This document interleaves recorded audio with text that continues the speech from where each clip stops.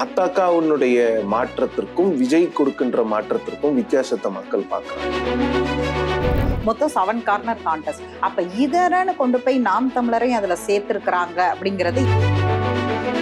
அந்த அதிமுகவுக்கே வாக்களித்து பழக்கப்பட்டவர்களுக்கு அந்த முகம் வசீகரமான முகம் தேவைப்படுகிறது. அவங்களுக்கு ஒரு லார்ஜர் தேன் லைஃப் இமேஜ் தான். ஒருவேளை டிஎம்கே வின் பண்றாங்கன்னு இந்த டேட்டா அடிப்படையில அப்ப ரன்னர் டிவிகேவா ஆப்போசிஷனா வர்றதுக்கு வாய்ப்பு இருக்கிறதா?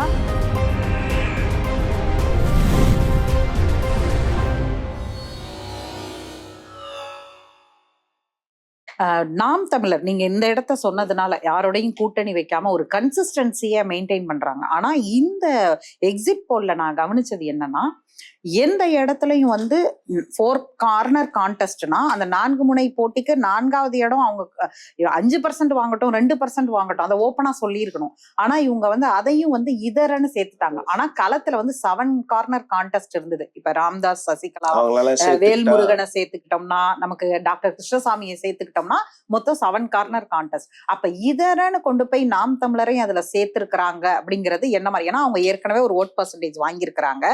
அந்த பர்சன்டேஜ் அடிப்படையில பார்த்தா அவங்களுக்கு தனியா தானே கொடுத்திருக்கணும் அப்படின்னு ஒரு இது இருக்கு இல்லையா? Correct madam. பட் நீங்க தமிழ்ல நடத்தின ஒரு யூடியூப் சேனல் நடத்தினதுல நாத்தாக்கா தனியா கொடுத்திருக்காங்க. ஆனா நீங்க நார்த் இந்தியன் மீடியால வந்த எக்ஸிட் போல்ஸ்ல யாருமே என்டிகேவை எடுக்கல. அது ஒரு டிஸ்சர்விஸ் தான் என்டிகே. நாம இல்லைன்னு சொல்ல முடியாது. அவங்கள நீங்க ஒண்ணுமே இல்லை இதரங்கிற இடத்துல நீங்க தள்ள முடியாது. அவங்களோட கொள்கையில 1000 பிரச்சனை இருக்கு. பட் ஆனா 7% மக்கள் அவங்களுக்கு வாக்களிக்கும் போது அதை நம்ம அங்கீகரிச்சு தானே ஆகணும். அது அவங்களுக்கு பண்ற ஒரு டிஸ்சர்விஸா தான் நான் பாக்குறேன். பட் தமிழ் மீடியால எல்லாமே இந்த நாத்தாக்கா அப்படிங்கிற வார்த்தையை பயன்படுத்தி இருக்கிறாங்க. ஒப்பீனியன் போல்ஸ்லயும் சரி, எக்ஸிட் போல் பண்ண 2-3 சின்ன சேனல்ஸ் கூட நாத்தாக்கா தனியா தான் போட்டிருப்பாங்க. பட் நாத்தாக்காவுடைய மாற்றத்திற்கும் விஜய் கொடுக்கின்ற மாற்றத்திற்கும் வித்தியாசத்தை மக்கள் பாக்குறாங்க. இவர் ஆக்சுவலா விஜய் எதுவுமே பேசல. அவங்க என்ன நினைக்கிறாங்கன்னா, அவர் திராவிடியன் ஐடியாலஜில தான் இவங்களா அசியூம் பண்ணிக்கிறாங்க. அவர் அந்த வசீகரம் இருக்குல்ல, அது இன்னொன்னு என்னன்னா, அந்த அதிமுகவுக்கே வாக்களித்து பழக்கப்பட்டவர்களுக்கு அந்த முகம் வசீகரமான முகம் தேவைப்படுகிறது. அவங்களுக்கு ஒரு லார்ஜர் தேன் லைஃப் இமேஜ்க்கு தான் ஓட்டு போடணுங்கிற மாதிரி அவங்களோட சைக்காலஜிக்கல் எம்ஜிஆர் ஜெயலலிதா. சோ அப்படிதான் அவங்களுடைய என்ன ஓட்டம் இருக்கு. நீங்க சொல்றத பார்த்தா இந்த கேள்வி 4ஆம் தேதி தான் விடை தெரியும். நான் ஓவர் ஹைப்ல கேட்கறதா கூட இருக்கலாம். ஆனாலும் அடுத்து அப்ப ஒருவேளை டிஎம்கே வின் பண்றாங்கன்னு இந்த எக்ஸிட் போல்ல மெஜாரிட்டி ஒரு விஷயத்துக்கு வாதத்துக்கு எடுத்துக்கிட்டோம்னா இந்த டேட்டா அடிப்படையில அப்ப ரன்னர் டிவிகேவா ஆப்போசிஷனா வர்றதுக்கு வாய்ப்பு இருக்கிறதா? டிவிகே வர்றதுக்கான வாய்ப்பு எக்ஸிட் நான் அந்த ஆக்சிஸ் மீடியால மட்டும் தான் பாக்குறேன். அது மட்டும் தான் விஜய்க்கு 2 ஆப்ஷன் கொடுக்குறாங்க. ஒண்ணு அவர் கிங்கா இருப்பாரு, இல்ல கிங் மேக்கரா இருப்பாரு அப்படிங்கிற மாதிரி, இல்ல அட்லீஸ்ட் ஆப்போசிஷன்ல உட்காருவாரு அப்படிங்கிற மாதிரி. சோ அதுக்கு வாய்ப்பு இருக்காங்கிறது தெரியல. ஃபீல்ட்ல பார்த்த வரைக்கும் அதிமுக களத்துல இருக்கதான் இருந்தாங்க எல்லா இடங்கள்லயுமே. பட் ஒருவேளை அதிமுக எதிர்கட்சியாக அமர்ந்தாலும் கூட விஜயோடைய வாக்குகள் 25% தாண்டி அவருக்கு ஒரு 20-25 சீட்டெல்லாம் விஜய் கட்சிக்கு கிடைச்சிருச்சுன்னா உண்மையான எதிர்கட்சியாக தாவேகாவை தான் மீடியாவும் பார்ப்பாங்க, மக்களும் அப்படிதான் பார்ப்பாங்கன்னு நான் நினைக்கிறேன்.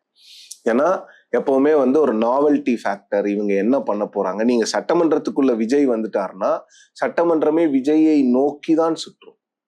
அந்த அரசியல் களம் எல்லாமே இனிமே விஜயை நோக்கி தான் சொல்லணும். அவர் ஆட்சிக்கு வராரு, அவர் எதிர்கட்சியா இருக்கிறாரு, இல்ல 3வது சக்தியா இருக்கிறாருங்கிறது இதுதான் நியூ ரியாலிட்டி நான் நினைக்கிறேன். நீங்க சொல்றத பார்த்தா அவங்க 3rd பிளேஸே வந்தா கூட ஆப்போசிஷனா தான் பார்க்கப்படும் அது அப்படின்ற ஒரு பார்த்தாங்களோ அந்த மாதிரி ஒரு வாய்ப்பு இருக்குது. ஏன்னா அது என்னன்னா மேடம், அந்த நாவல்டி ஃபேக்டரை அட்ராக்ட் பண்ணும். புதுசா வந்தவரு இவ்வளவு ஓட்டு வாங்கியிருக்காரு, இவ்வளவு எம்எல்ஏக்களை வந்திருக்கிறாரு. அப்ப என்ன ஆகும்னா, ஆளும் கட்சி ஏற்கனவே 2வது முறை இது வரைக்கும் தக்க வைக்க முடியாத விஷயத்தை செய்த ஆளுங்கட்சி புதுசா வர்றவங்களதான் அதுதான் ஹியூமன் சைக்காலஜியா இருக்கும்னு நான் நினைக்கிறேன். அப்ப எந்த இடத்துல ஏடிஎம்கே பர்டிகுலர்லி எடப்பாடி மைனஸா இருந்தது, எடப்பாடிக்கு மைனஸா இருந்ததெல்லாம் எதெல்லாம்? அப்போ ஒரு இந்த டேட்டா அடிப்படையில 2-3 கருத்து கணிப்பு வந்து அவரு ஆட்சி அமைக்கிறதுக்கான வாய்ப்பு இருக்குன்னு சொல்றாங்க. Particularly Times Now network Times Now JVC poll வந்து அது எடுத்தவர் வந்து தீவிர அதிமுக பாஜகவினுடைய ஆதரவாளராக தன்னை ட்விட்டர்ல காட்டிக் கொள்கிறார். திமுகவுக்கு எதிராகவும் தாவேக்காவுக்கு எதிராகவும் நீங்க செஃபாலஜிஸ்டா இருந்தாலும் கூட நீங்க ஒப்பீனியனை வந்து அவர் வந்து ரொம்ப ஓப்பனா ஷேர் பண்ணும் போது அந்த ஒப்பீனியன் போல நீங்க எவ்வளவு இதா எடுத்துக்க முடியும்னு தெரியல. பட் இந்த நம்பர்ஸ் உண்மை அப்படின்னா அப்போ அதிமுகவோ இல்லது எடப்பாடி பழனிசாமி அவர்களோ செய்த ஒரே தவறு வந்து விஜய் அவர்களுடைய பொலிட்டிக்கல் ரைஸை அக்னாலேஜ் பண்ணதாக தான் இருக்கும்னு நினைக்கிறேன். இவங்களுக்கு தெரியுது விஜய் அவர்கள் தங்களுடைய வாக்குகளை தான் எடுக்க போறாங்கன்னு ரீச் அவுட் பண்றாங்க, முடியல. அப்புறம் கரூர்ல சப்போர்ட் பண்ணி பாக்குறாங்க, முடியல. கொடி பறக்கும் பொழுது பிள்ளையார் சொல்லி போட்டாங்கன்னு சொல்றாங்க, அதுவும் சரியா வரல. அதன் பிறகு விஜய் அவர்கள் அதிமுகவை கிரிட்டிசைஸ் பண்ணும்போது திருப்பி விஜயை இவங்க கிரிட்டிசைஸ் பண்ண ஆரம்பிக்கும் போது அப்ப அங்க வந்து ஒரு கம்ப்ளீட் டிஸ்கனெக்ட் அந்த ஓட்டர்ஸோட வந்துருச்சுன்னு அர்த்தம். அப்ப என்னன்னா அதிமுகவினுடைய கோர் ஓட் பேங்க் அதிமுக கிட்ட இருக்கு, அந்த இலை சின்னத்துக்காக போடுறவங்க. பட் அந்த கட்சியை ஆட்சி கட்டளில் அமர்த்திய anti DMK plus anti incumbency votes வந்து கம்ப்ளீட்டா விஜய் பக்கம் ஷிஃப்ட் ஆகுது. ஒரு பக்கம் வந்து தமிழ்நாடுடைய சினாரியோ இருக்குல்ல, பொலிட்டிக்கல் சினாரியோ, அதுல வந்து மற்ற ஸ்டேட்ஸோட கம்பேர் பண்ணும்போது இங்க வந்து அது திராவிடியன் மூமெண்ட்டை சொல்லலாம், அல்லது இங்க வந்து ஒரு லிட்ரஸி ரேட்டு, எக்கனாமிக் growth, இப்படி நம்ம ஜிடிபி growthன்னு நம்ம பல விஷயங்களை சக்சஸ் ஃபார்முலான்னு சொல்லும் பொழுது இது எதையுமே பேசாத ஒருவர் பின்னாடி இவ்வளவு பேர் போறாங்க, அவங்கள தவிர்த்துட்டு இப்ப நீங்க அரை மணி நேரம் பேசும்போது எல்லா இடத்துலயும் டிவிகேவை நம்ம கொண்டு வர வேண்டிய ஒரு சூழலுக்கு மாத்துனதுங்கிறது இருக்குல்ல. அப்ப அந்த இடத்துலதான் தமிழ்நாடு இவ்வளவு நாட்களா இருந்த அந்த லிட்ரஸி, அவேர்னஸ், விஜிலன்ஸ் இதுக்கெல்லாம் கொஸ்டின் பண்ற மாதிரி இருக்குமா அந்த தேர்தல்? இது அப்படி பார்க்கணுங்கிற அவசியம் இல்லைன்னு நினைக்கிறேன் மேம். இது என்னன்னா மக்களுக்கு வந்து ஒரு அயற்சி இருக்கு இவங்க மேல. 50 வருஷம் 60 வருஷம் ஆண்டுட்டாங்க. ஸோ இன்னொருத்தருக்கு வாய்ப்பு கொடுத்துதான் பார்ப்போமே அப்படிங்கிறது மட்டும்தான். அவர் வந்து அதற்காக உழைக்கிறாரா இல்லையாங்கிறதெல்லாம் அவங்க பார்க்க தயாரா இல்லை. நீங்க கேள்வி கேட்டீங்கன்னா இப்ப இவங்க மட்டும் உழைக்கிறாங்களா? நான் பல இடங்கள்ல அவர் ஏன் உங்க ஊருக்கு வரலன்னு கேட்கும் போது எங்க வர விட்டாங்க திமுக, எங்க வர விட்டாங்க போலீஸ் அப்படின்னு நமக்கு பதில்கள் வருகிறது. ஸோ அப்ப என்னன்னா இந்த ஜெனரேஷனே கம்ப்ளீட்டா மாறி இருக்கு. ஒரு ஜெனரேஷன் வந்து விஜய் அவர்களை நோக்கி போறாங்க, இன்னொரு அந்த ஓல்டு ஜெனரேஷன் வந்து பரவாயில்ல அவர் தான் வந்து பார்க்கட்டுமே, மேபி தமிழ்நாடு அவர் ஒரு வேலை சரியா பர்ஃபார்ம் பண்ணலைன்னா கூட தமிழ்நாடு ஒன்றும் ஒரு பெரிய ஒரு பிற்போக்கு பாதைக்கெல்லாம் போயிடாது. இங்க வந்து ஃபவுண்டேஷன் நல்லா இருக்கு, நல்லது பண்ணாருன்னா நல்லது பண்ணலன்னா 5 வருஷம் கழிச்சு திருப்பி அவரை ஓட் அவுட் பண்ணிடலாம் அப்படிங்கிற ஒரு மைண்ட் செட்டும் மக்கள்கிட்ட இருக்கிற மாதிரி எனக்கு தெரியுது. இன்னொன்னு என்னன்னா அந்த ஒரு நடிகரின் பின்னால் அந்த இளைஞர்கள் போறாங்கிறதுக்காகவே அவங்கள வெவ்வேறு பெயர்களை கொண்டு அழைப்பதுல வந்து எனக்கு உடன்பாடே கிடையாது. ஏன்னா திராவிட இயக்க கொள்கைகளை ஒரு ஜெனரேஷனுக்கே கொண்டு போகாத அந்த பிளேமை வந்து திமுகவும் அதிமுகவும் ஏற்றுக்கொண்டுதான் ஆக வேண்டும். பெரியார் வந்து மூத்திரவாளியை கையில் எடுத்துக்கொண்டு தன் சாகும் வரை திராவிட கொள்கைகளை பேசினார். கருணாநிதி அவர்கள் ஓரளவுக்கு அவர் இருக்கிற வரைக்கும் பேசினாங்க. ஜெயலலிதா அவர்கள் ஏதோ பேசினாங்க.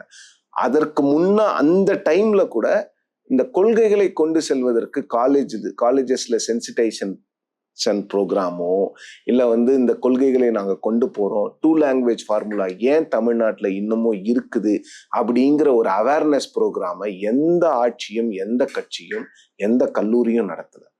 நான் வந்து இளைஞர்கள் மேல பிளேம் போடுறதை விட இந்த இளைஞர்களுக்கு முன்னால் இருந்த நம்ம ஜெனரேஷன்ல நாம தான் இந்த பிளேமை ஏத்துக்கணும்னு நினைக்கிறேன்.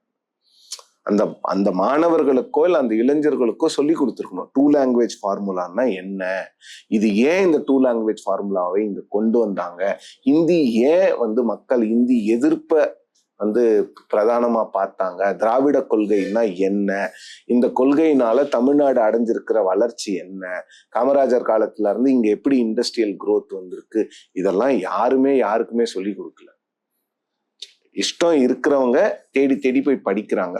தேடி தேடி போய் படிக்கக்கூடிய பழக்கம் இல்லாதவர்கள் என்ன பண்றாங்கன்னா, எனக்கு இந்த 2 கட்சிகளை பிடிக்கல, எனக்கு மாற்றம்னு ஒருத்தர் வரும்போது அவர் நல்லது பண்ணுவேன்னு. இது ஆக்சுவலா இது விஜய் அவர்களுக்கு ஒரு மிகப்பெரிய பிரஷர்.